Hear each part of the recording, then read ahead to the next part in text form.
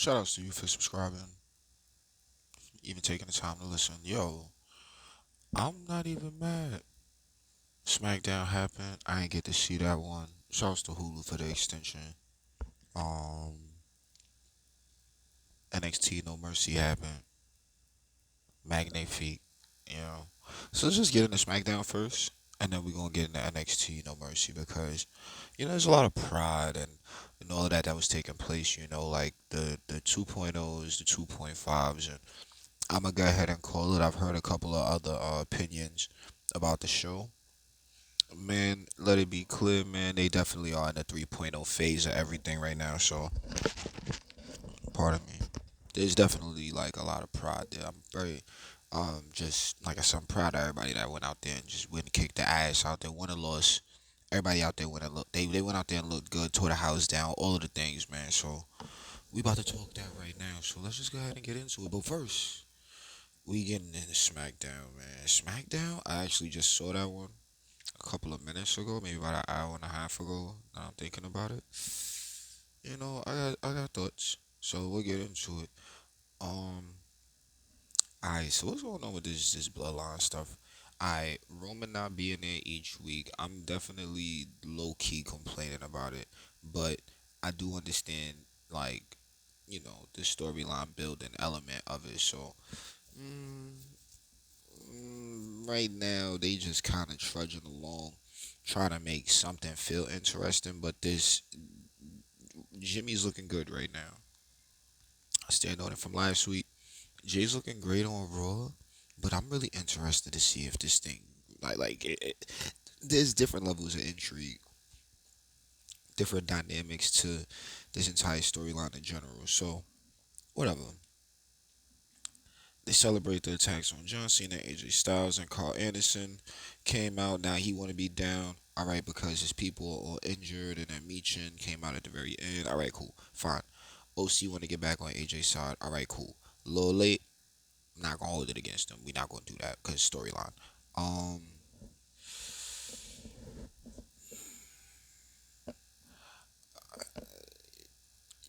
Jimmy's developing his character right now, so I'm gonna let that be what it is. And Solo's doing solo things and looks just the way Solo's supposed to be looking in all of his instances. So we're gonna continue that on with the match between Jimmy and Carl Anderson. Solid match. Jimmy won. Right man won. Grayson Waller effect.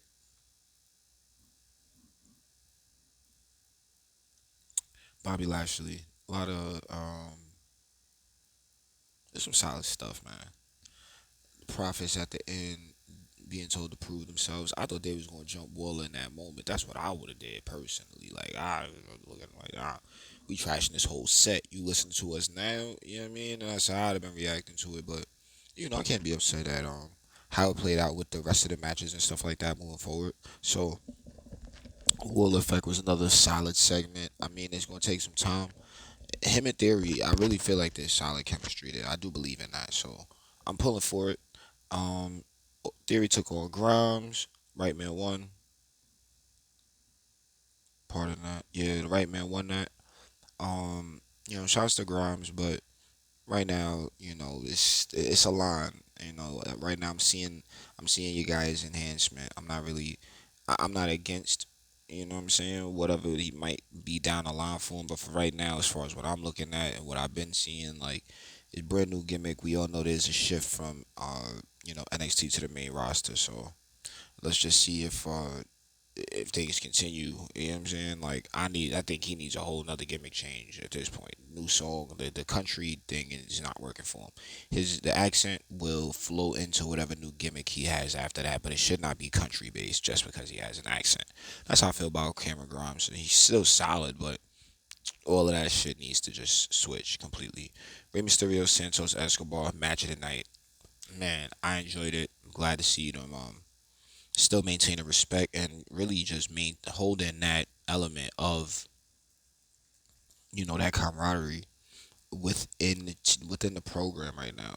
Like the people are receptive to it. It's looking good. They're not really playing too much of the confused roles with why the bad guys fighting the bad guys right now, or who should I be cheering for? Like, leave the people with that decision. And I've been, kind of referencing that for years subtly. Like, let the people decide who they want to cheer and who they want to boo, as opposed to, you know, I don't want to say the former mentality, because it's still levels to it, but like it was like hyper promoted back then. Like, no, this is the heel, this is the baby face. Like the program is all of it is constantly evolving and changing. So we need to, just go with some newer forms of tests, and that's what I'm thinking is happening right now with the current administration's. Anyway, shouts to Jay Cargill. They finally said it on TV, so now I'm gonna talk about it. I don't really know much about it. I don't watch over there on the other side. Whatever happens, she over here now. So we gonna wait for her to get on TV. I definitely agree with the idea of us, going through the performance center first, really understanding how the farm system goes. And um, I mean, I heard great things. I already know if I go search, I'm gonna be highly impressed. But it's nothing like getting on that WWE live camera. So we gonna see exactly what she got to offer when that time presents itself. Because this ain't the Wild West no more. You know what I'm saying? Like you dealing with an actual structured situation now. So we gonna see if she's able to sync up with all of that, and I'm feeling good about it. Ray won that United States Championship match. I'm not really crazy about it. I'm fine with it. It gives the title more prestige. If Santos would have won the title, Kata would have went to nothingness, and it's like a complete opposite of where the IC Championship is right now. We'll go with this. So nah, I'm not mad that Santos won. I definitely wanted to see Santos win, but I'm not mad that Ray is still the champion. You know what I mean? He keeps the title in the LWO. Maislina go out there, look real even on everything. Didn't look like she was taking no sides. That was real classy. You know what I'm saying? There's a lot of love and respect here. So good segment, real good build, and it is keeping the LWO at that level that we all like to see them at. But then we got the tag team being an enhancement talent team, getting beat up super fast. Lashley and them come out, handshakes, all of that. A lot of handshake weirdo energy was going on. You know what I'm saying? I noticed that with Smackdown last night, but whatever. Charlotte Flair, she beat Bailey. Now she's number one contender for the women's championship. Trying to sell Fastlane, gotta use Charlotte for the job. Would use Bailey, but Bailey's on the same team. I get it.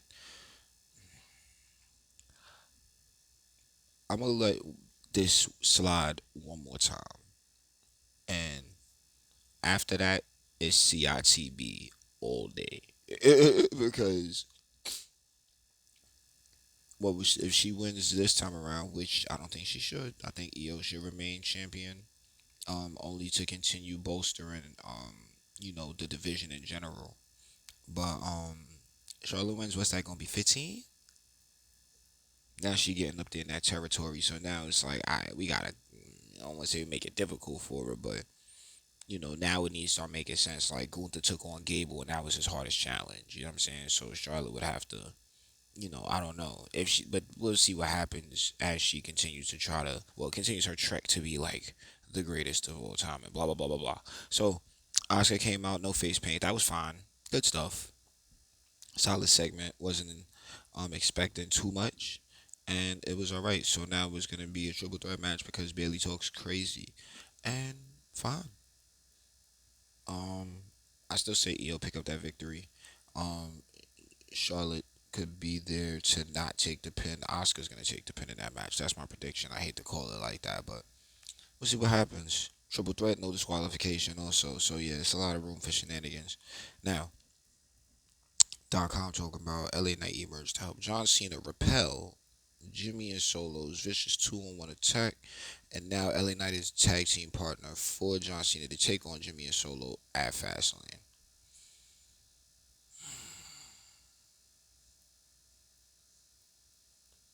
Mega Powers. Just because they did not shake hands at the end of the show, now I'm forcing it. It's Mega Powers. It's the Mega Star and the movie star.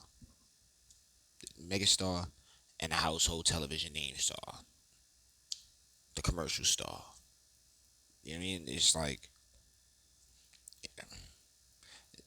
I wouldn't say LA Knight is the new John Cena. LA Knight is the new LA Knight. But I mean, I can see the parallels happening all over again. It's just it always reinvents itself. Like I'm seeing John Cena versus The Rock.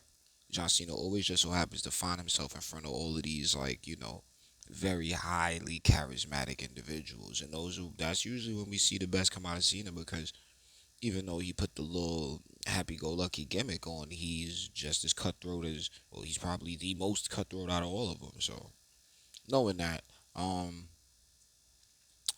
lot of holding the contract up, it wasn't no handshake. LA Knight doing this thing. It's a lot of tension in that ring, man, and I don't like it. I don't like it. I want them to be able to coexist, and I want to see LA Knight get the John Cena rub with all poses. Like I want to see, you know what I'm saying? I want to see LA Knight get that. So I guess we'll just have to wait for Fastlane, and hopefully it looks genuine for TV because we be knowing. But that was SmackDown, and it wasn't bad. It definitely was a little slower going today, but then again, was it an hour or was it like an hour and a half on Hulu? Who knows? But either way, yo.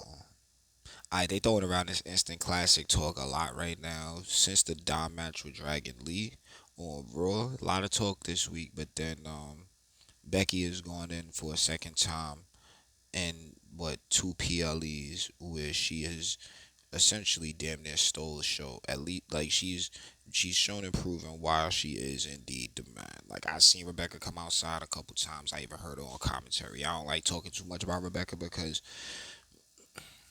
she she has a character, but the man is such a vast character that before she latches onto something, she needs to be able to develop it within. That's my overarching opinion on Rebecca Quinn, the superstar. You know what I mean? Like Becky Lynch. Like I see how she gives it up, and I think she's really, really good. But she just needs to continue to. She needs to live as the man 20, like just nonstop 24/7. She needs to live as that. No reference, no joking around. I'm talking sincere character development as a larger than life superstar. You know what I'm saying? Like that's what I got for Becky. Now, let's go ahead and get into this WWE NXT No Mercy 2023. Cause man, look, there go my 3 points. My 3 points, man. 3.0. They all went out there and they showed out, man. It's really looking like the future. And I say that with such sincerity. And I have no idea how we're gonna be able to do it, how we're gonna get there, but there's a lot of hope with this next batch. And we believe in all of them the same way, but for real, the names are showing. The faces are showing, and just the quick spur of the moment decisions that needed to get made. Who could get trusted with the ball to pick it up and run with it? You know, shouts to everybody. Shouts to everybody. So now with that, Blair Davenport, Kalani Jordan. All right. I'm still. It's not enough hours in the day, but I definitely bang with the level up system.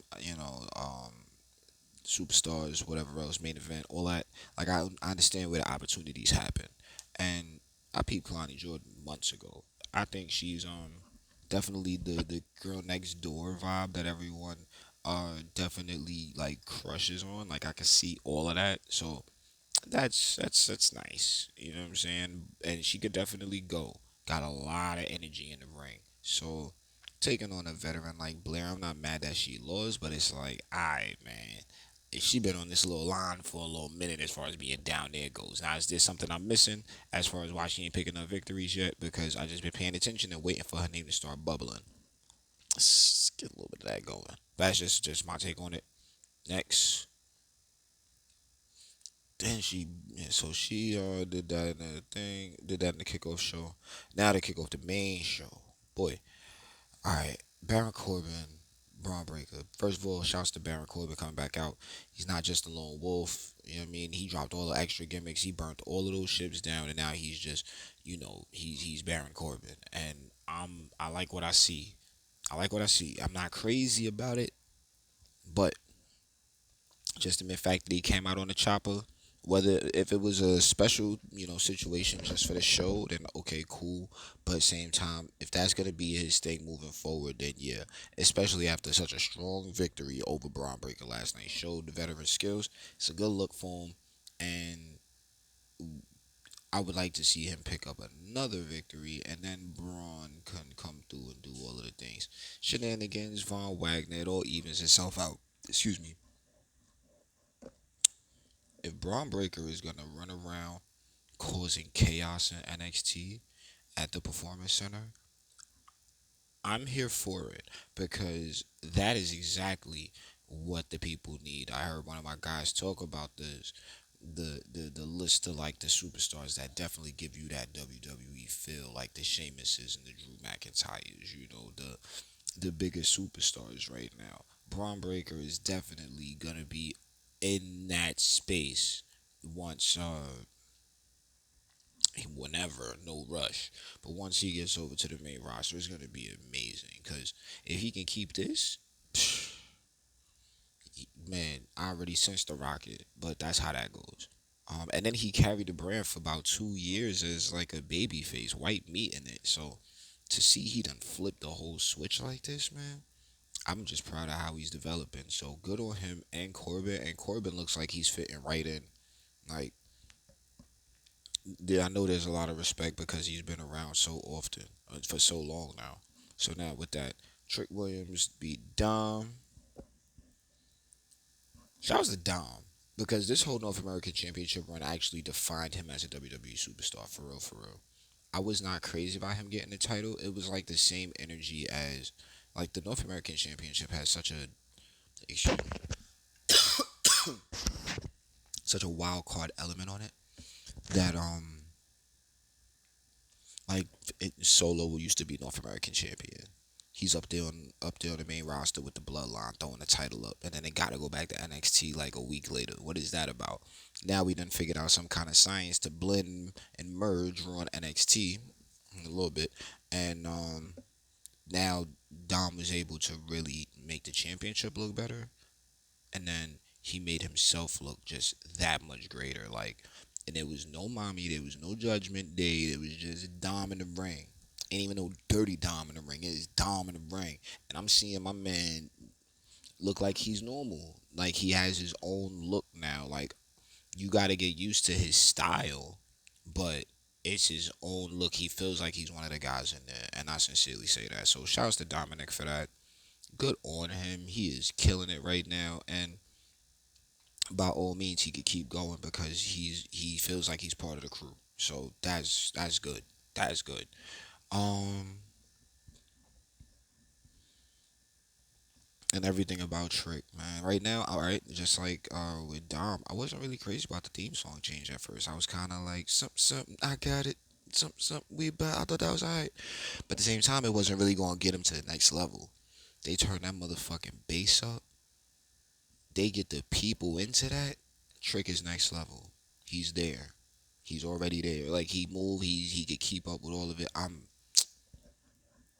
I've been pulling for him for so long. Him and Mello both. So to see, you know, both of them continue to evolve the way they going right now, man. Just give thanks for seeing that actually taking place on NXT television, man. We know it wasn't going to be like the 1.0 days, the black and gold days, but man, at least we got something like that building and it's strong even down to the end of the show, man. They've been building a brotherly bond since they first really got together, and there was plenty of directions it could have went in, but thankfully they kept those guys together. So hopefully it maintains. Even when they split and went their own directions, now Trick is officially validated. You know what I mean? And I mean, well, we don't know what's gonna happen with Mello now. Like, I don't think Melo needs to go for the championship again. Like, if I had my say in it, I would say Melo head to the main roster. I've heard one, yeah, just one. I've heard one really, really, really good idea. You know what I'm saying? Where just as far as the direction that he could go in, and I think he would be that. And leave Trick down there for a little while, and then bring him up, and we could continue to expand. Like factions don't got to stop at 4 people. You know what I mean? I want to say maybe 6 should be the limit, but we got to get to those points. You could really do a lot with those sorts of. But I don't know. I'm just saying, congratulations to Trick Williams and shouts to Dom for being, you know, officially solidified and validated within the WWE universe now. And it ain't just because the Bulls. He done went in there and had classic matches now.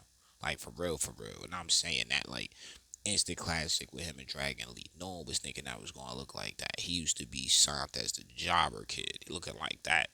Looking like the fresh upstart. No more. Now he grizzly, got the little black eye. Like, you ain't even crazy about the black eye, but it's still like, damn, man. Because he give a fuck about this shit. So I bang with that. Now, moving forward. What do we got? Shouts to Trick, man. That's good on him. Now, we got this tag championship match. Fatal 4-way. Price, Nima, Creed Brothers, Carrillo and Garza, and then the tag champions with Stacks and Tony D. Tony D, if he really does have a leg injury or a knee injury or something like that, I hate to call it, but he seems prone to getting injured. Now, I don't want to feel like that, but sometimes you gotta look at the spades of it.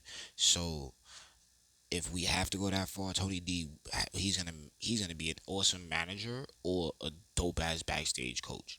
Now that's like worst case scenarios. We don't want that to happen. We want Tony D to continue in the company and like whatever, do all of the things. So man, like come on, he brings he solidifies that boss element. You know what I mean? Like that mafia mob style. You know what I mean? Like he fits, and then they both found characters, him and Stacks both, so that was good. What's it, Lucian Price and Bronco Nima running with scripts? We gonna call it. All right, it's been a while. It's been a while. We'll let him live. We all know who he is. We know who he was. We know where he been. We know who he was with and all the rest of that shit. But at the end of the day, I'm not about to sit and continue to hold the grudge when so many things have taken place just within the parameters of the company in 2 years. Let's just call it like that. A year and a half, but 2 years. Let's just do it like that. So looking at the different elements in the match with like that urban vibe with those with the OTM boys, and then that hustle hard ethic with the Creeds, and then a new attitude with with Carrillo and Garza. You know what I mean, bruh? You had it was all the makers of a good match. The superplex spot was one of the top five moves of the evening, and then the right people won. I thought that I said Stacks should win if Tony D was actually injured. Stacks should win, and then they relinquish the titles, and then have a whole motherfucking championship or have a whole tournament for him again. Only because of the kid Stacks over, and they keep the titles over, and then they get all the other teams a chance in the line. So we don't have to keep on trying to go one team at a time, one team versus another team, and it's just two teams at a time. But you know what I mean? Now we got more space for more teams to happen, more space for storyline and such like that. But Tony D came back out and assisted the team in getting the victory. So was he really injured to begin with? We don't know, but it was a great story told. I had fun. Shouts to all eight of those gentlemen in the match. I liked it. Now, tag champions remain, and still, what else we got? Heritage Cup. Now, I'm not hearing great things about the Heritage Cup. My thing with the Heritage Cup, it needs to be a championship. Just make it a belt, call it a day. I understand that it's like lineage and a big thing, and it's like an actual cup, prestige, and all that. Cool. The rules, I'm just excited to see these guys try to do something, you know. But the rules are fairly convoluted. 6 rounds is crazy, and then the bookend. Well, I guess once you're a little more advanced in this, it looks like you're just looking for different outcomes that haven't been like, you know what I mean, employed it. Like we haven't tried to make that outcome happen. So I wasn't crazy about it, but I was totally crazy about everybody in the ring, everybody outside the ring. They went out there and they kicked ass, man. I had fun watching. They can use some more time in the oven, but that's the whole point of NXT, right? So let's continue building. Shouts to Butch. Butch killed it. The joint manipulation tactic is blah for me, but I still bang with Butch or whatever. You know what I mean? So there goes that. No M Dog, of course. Supposed to, this guy, he has so much character, man. He's going places. Now, not the main event, co-main event. Let's just call it like that. NXT Championship on the line. Ilya Dragunov, Carmelo Hayes. You could hear it in the promo. It's like, okay, you blah blah blah, whatever. You're not gonna be a better champion than me. That was the giveaway line. So it's like, all right, guess it's time. Ilya Dragunov is not getting any younger.